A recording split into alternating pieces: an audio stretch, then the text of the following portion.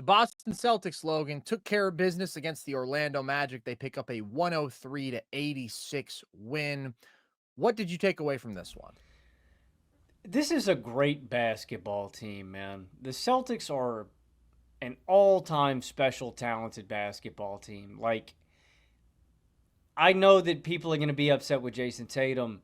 I have let all of my hater energy go on Jayson Tatum. I just kind of let it go, and I feel so much happier as a human being now. I think That's all great, you man. Tatum haters should try it too. But I think this is an all-time great basketball team, and I refuse to think otherwise because of their elite talent, depth, and defense. Tatum and Brown were the third and fourth scorers for the Celtics in this game. Jaylen Brown gives you 16 on 6 of 14, and Tatum gives you 17 on 8 of 22. He shoots 1 of 8 from deep. Derek White gives you a 30 piece. He knocks down 7 threes in this game. Peyton Pritchard gives you 19 points. He knocks down 4 threes in this game.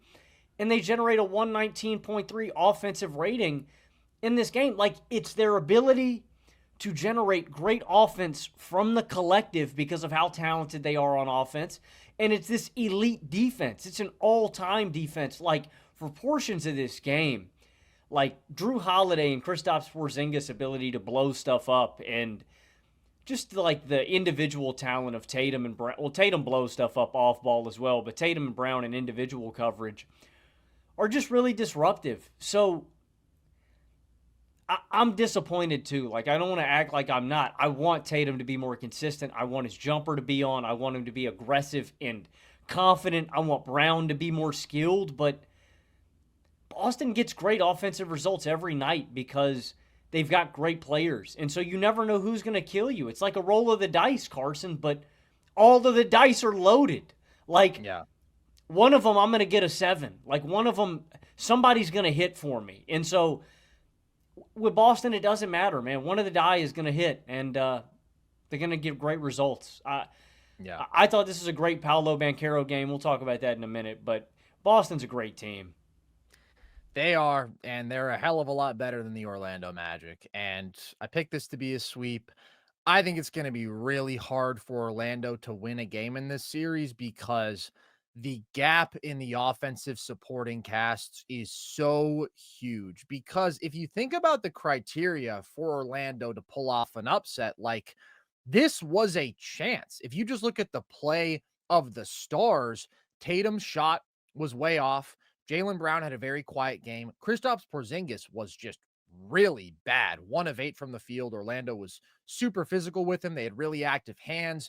He just didn't really have any mismatch attacking opportunities, and then he was off as a shooter. So, like, you combine the Celtics' 3 best players, and they had 38 total points on under 39% true shooting. You're not going to get a worse performance than those 3 for the rest of the playoffs. Meanwhile, Paolo Banchero is balling the fuck out. He's locked in as a jump shooter. He has a phenomenal day. Franz had a little bit of a drought, but he's pretty good overall. He had He's a heading great downhill. first half, man. Great first half, and then got it going a little bit again in the fourth when the game was kind of out of reach. But like those two combined for 59 points on 54% true shooting. Not good efficiency, but this was a hard game. Offense was hard to come by. They were a lot more efficient than the Celtics stars, and the game still isn't close. Why? Because the rest of the Celtics outside of their top 3 put up 65 points on 80% true shooting, while the rest of Orlando's team outside of their 2 stars put up 27 points on 42% true shooting. Like, the gap between the surrounding pieces could not be bigger, man, because Derek White can step up and give you a super efficient 30, and he can just spray threes off the catch and in transition and out of pick and roll. Peyton Pritchard can give you a super efficient 19. Like, these are dudes who are nails as shooters. They can handle, they can get themselves a bucket. Drew Holiday knocks down 3 shots from deep in this game. And the Magic, like, literally have 0 positive offensive players outside of their 2 guys. Like, they have nobody else who gives you anything in this Dude, game. They don't have shooters. I legitimately think we need like 25 or 30 minutes from Corey Joseph, bruh. Golly, man. Maybe just put them down at that point. We can just call it a series. It's 20. Dude, I think that's like their best option, unfortunately.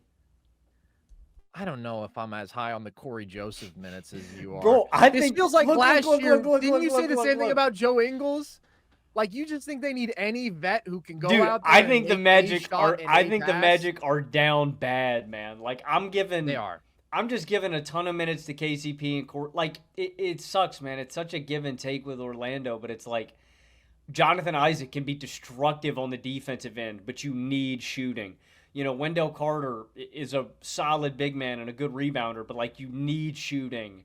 It's brutal that both Wendell Carter Jr. and Jonathan Isaac have had horrible shooting Well, seasons. and Franz has been off as a 3-point shooter and was off in this one as well. It's just Yeah.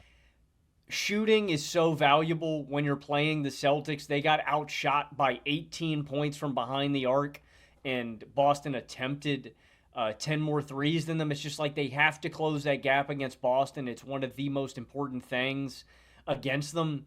So, I mean, I think you get a lot of KCP minutes, but then it's like, dude, you're looking at Gary Harris, Corey Joseph, Caleb Houston. Like, they just don't have that guy, man. I really think they could use another specialist or just any skill, man. Orlando just doesn't have the guns, man. They are the worst three-point shooting team by percentage that we have seen in the NBA in 9 years. Now, their stars don't help those numbers, but the spot-up dudes around them just are not good shooters, and they don't have anybody else who can really handle and create an advantage. They don't have efficient play finishers. Like, this series is just going to be a beatdown, really, no matter how well Franz and Paolo play. And I feel like this is the game that cemented that. Paolo was clearly the best player on the floor. Derek White was really, really good too, but Paolo, just with his offensive burden, was so impressive. Franz was better than the Jays, I would say. He was certainly better as a scorer, and still, you just didn't have a chance. So I do want to give props to Paolo because this was such an impressive game from him. And obviously, he had his issues coming back from the oblique injury where he was really slumping for a while, but then he played really, really well down the home stretch of the regular season and kept that going in this one. He was dialed in from mid-range. He was dialed in from deep. You even get him like shooting some threes off movement, coming off of a screen. What I really liked, though, because the jump shooting with him, there's always the potential that he's locked in, but there's also always the potential that he's very inefficient as a jump shooter. And on average, he's a inefficient jump shooter. Last year in the playoffs, he was great. Maybe he just has some sort of voodoo magic that he turns up when you get to the postseason. I wouldn't expect that though. But what I liked was his aggression versus Derek White when he got that switch, being super physical, playing bully ball. That's always my favorite version of Paolo, when he just embraces the fact that he's 6'10, 250 and is an absolute truck, gets to the line at a crazy rate, super hard to keep away from the rim. He was leaning into that in that matchup. And then he was hunting his jumper when he had a bigger guy like Cornette on him, where he feels like he's able to leverage his quickness advantage to create a little bit of space and get some clean pull-up jumpers. So this is what I'm looking for from the Magic in this series. I said that coming in. I'm just excited to see what Paolo and Franz can do. And that's like basically the only meaningful measuring stick. It's a difficult environment because of the offensive personnel around them and because they're facing a really good defense. But the way I view it is like basically all the pieces around them are fluid and changing and are going to have to get better when this team wants to contend. I just want to see what these dudes can do offensively in the postseason in a difficult situation. And I thought they did well in game one, especially Paolo, who's fantastic. I'm so impressed with Paolo.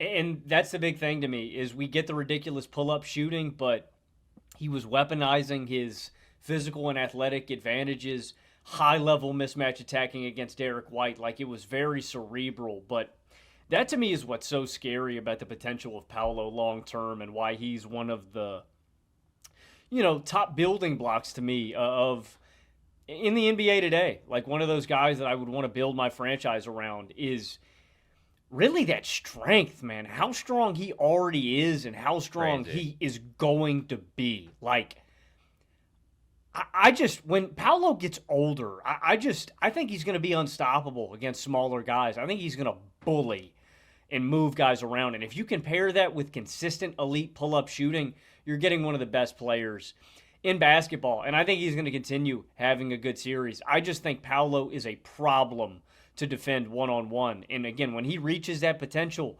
I think he's going to be too strong for guards, and I think he is going to be too quick for big men. So Yeah. I was so impressed with this game for Paolo, and I just hope we get, Carson, you're talking about that mystique, man. I hope we keep getting great playoff games out of Paolo, and because I want to buy into that mystique, man. I mean, Paolo has passed every playoff test that we've given him, and I hope we You get love aura. You love saying somebody's a playoff riser. It I fuels you. I've loved what I've gotten out of Ant, and I loved what I've gotten out of Paolo Banchero, these number one picks. Like, it's not surprising that these great prospects are doing it. But, yeah, man, I don't know, dude. Like, the pull-up jump shooting, I don't know if the pull-up shooting and aura are related, but if they are, I'm for it. And Yeah. and Paolo and Ant have passed the playoff test, dude. I'm so impressed with both of those young guys. His ceiling is so high because it's just so rare to have the combination of athleticism, size, strength that he does with the skill that he has. So, been very nice to see how he responded to, again, his struggles coming back from the injury because I was a little concerned. I said, okay, he's got to start to figure this stuff out. But I do still believe in him reaching a really high ceiling, and he's been playing really well, and he was really good in this game.